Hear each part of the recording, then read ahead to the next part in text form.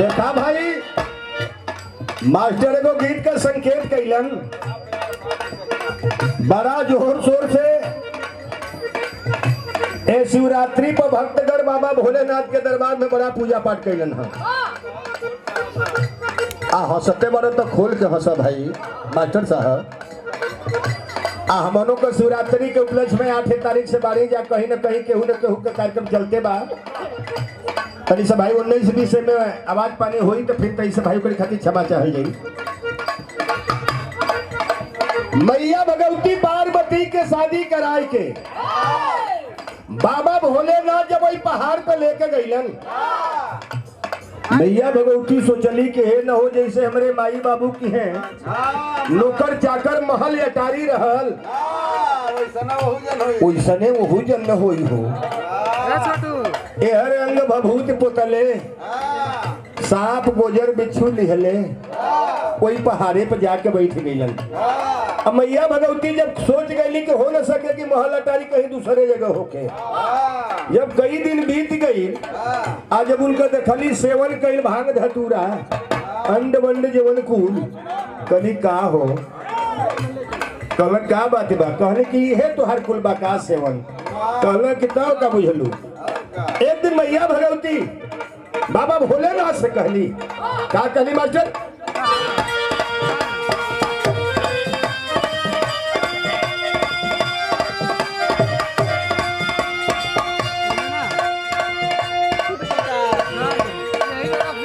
दाही के रखले बाटा ये भोला अति कैले बाटा हो दाही के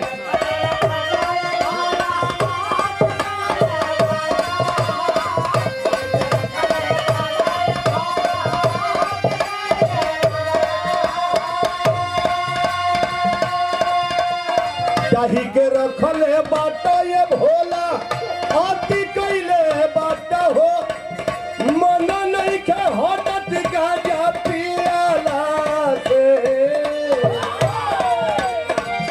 मन नहीं के हटत गाजा पियाला से सीलवतियों नहीं के फूटत भैया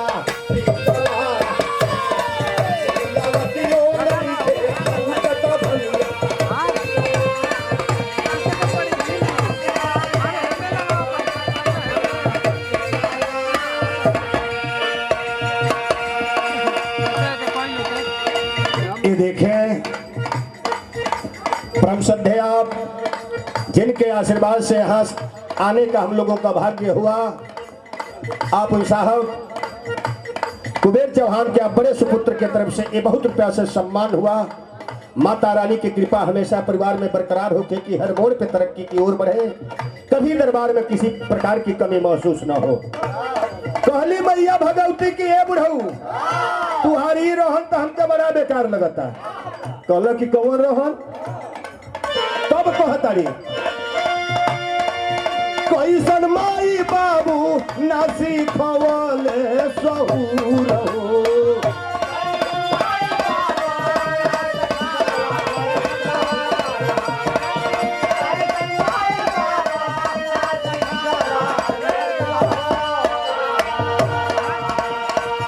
आइल बूढ़ौती तोहर सिखल ना लूर हो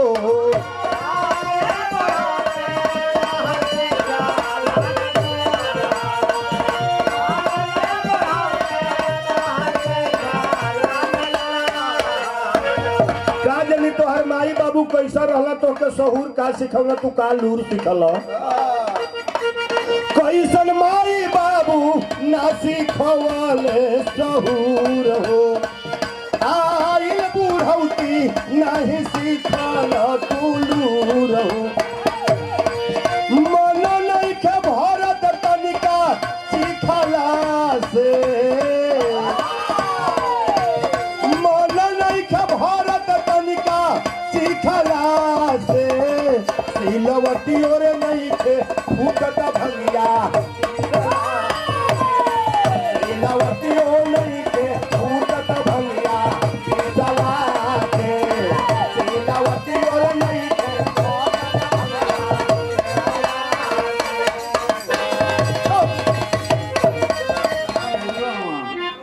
प्यार बा त जग में बहार बा। इहो मौका देख के गीत बजावेलन। पुरानिया हो ना, पुरान ना हो भैया, देखते के पुरानिया हुआ, मनवा इनका एकदम नया हो। कहल गई कि प्यार बा त जग में बहार बा, और प्यार भी न जिंदगी बेकार बा। प्यार बा त जग में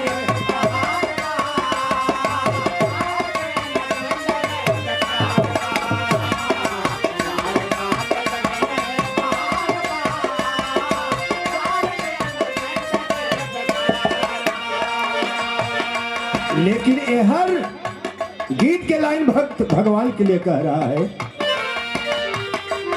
मन मंदिर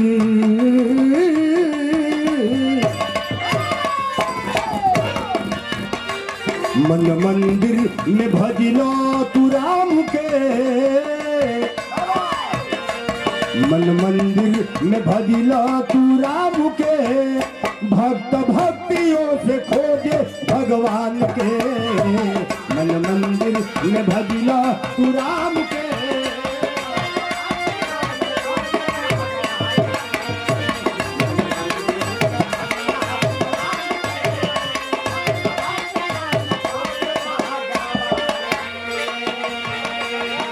पहला बंद में अरे आशा अरे मान के दिया नवा जलाइला, दिया नवा जलाइला। आशा अरे मान के दिया नवा जलाइला।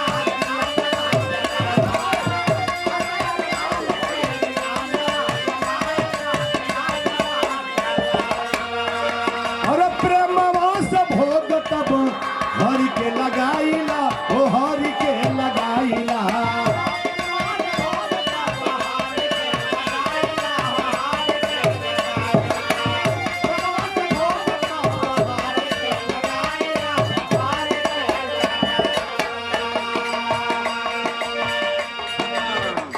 ये हमारे भाई के तरफ से बहुत बहुत रुपया से सम्मान हुआ, सत्संग प्राण आशीर्वाद की कामना हो।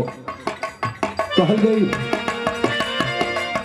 अरे आशा यार मान के दिया नवा जलाइला, दिया नवा जलाइला।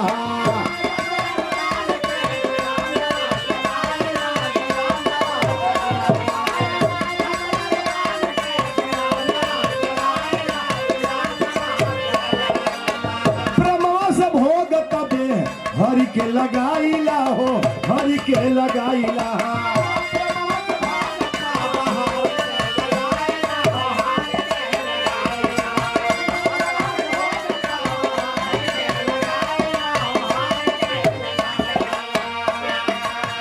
ओ डर लागे नहीं,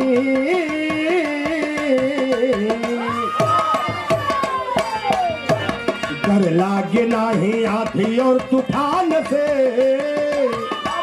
डर लागे नहीं आंधी और तूफान से। ओ भक्त भक्तियों से खोज भगवान के, डर लागे नहीं।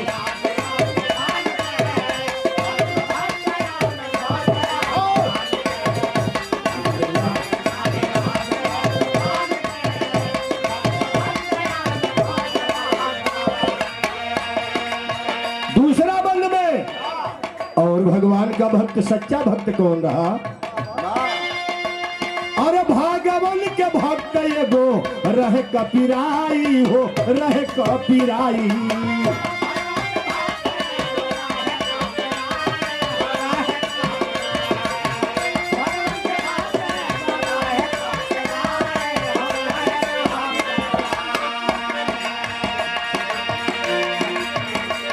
अरे सोनावा के लंका दिहले माटी में मिलाई हो, माटी में मिलाई।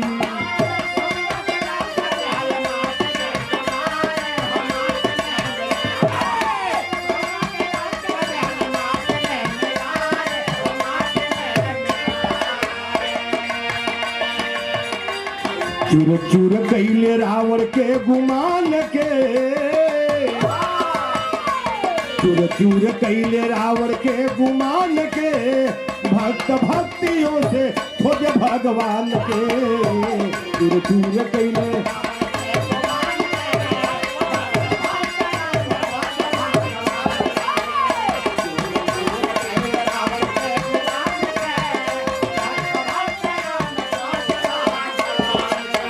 बतावल गए लगला बंद में जब जब धरा पे अत्याचार बढ़ा तो भगवान को किसी न किसी रूप में अवतार लेकर के जमीन पे आना पड़ा।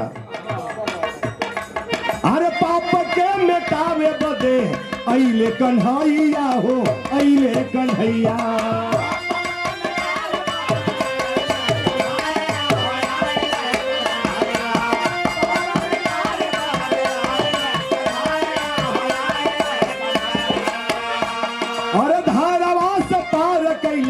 भगतन कन्हैया हो भगतन कन्हैया।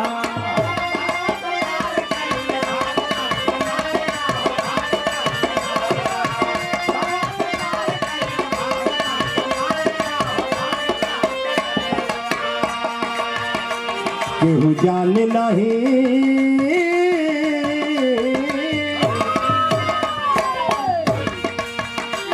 केहू जाने नहीं विधि के विधान के केहू जाने नहीं विधि के विधान के भक्त भक्तियों से खोजे भगवान के केहू जाने नहीं।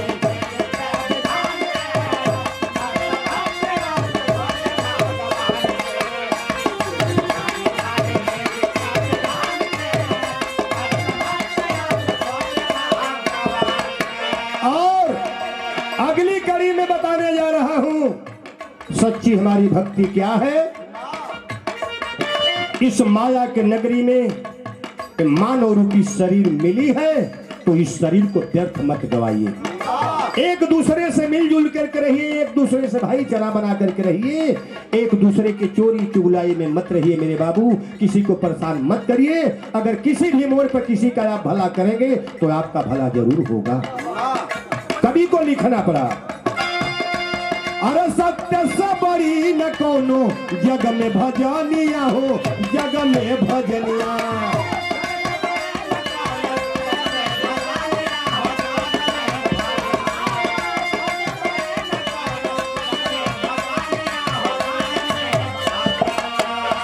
और झूठ के बाजार पीछे ठगी है ठगिनिया हो ठगी है ठगिनिया।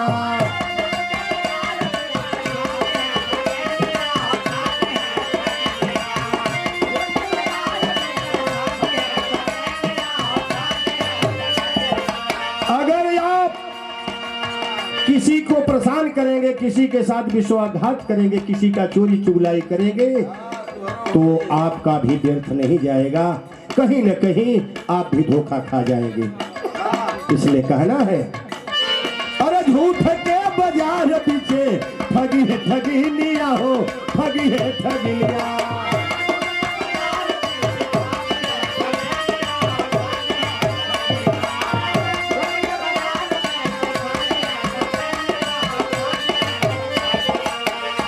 भैया नरक में जइहा न जान के भैया नरक में जइहा न जान के भक्त भक्तियों से खोजे भगवान के।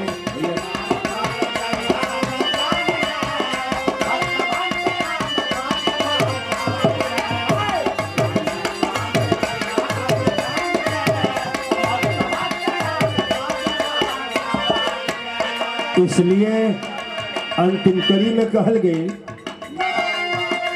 अरे गुरु अरे बिहारी गुरु रमन के सरनिया हो रमन के सरनिया।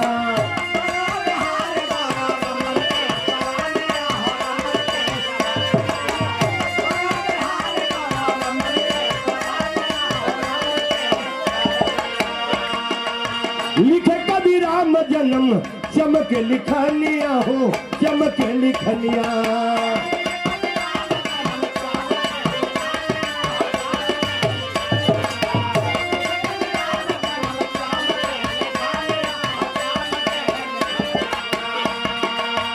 भैया गा गावे राम लगी न सुन ध्यान से, अब के गावे राम लगी न सुना ध्यान से, भक्त भक्तियों से खोजे भगवान के। ये गावे राम लगी न सुना, ये गावे राम लगी न सुना ध्यान से,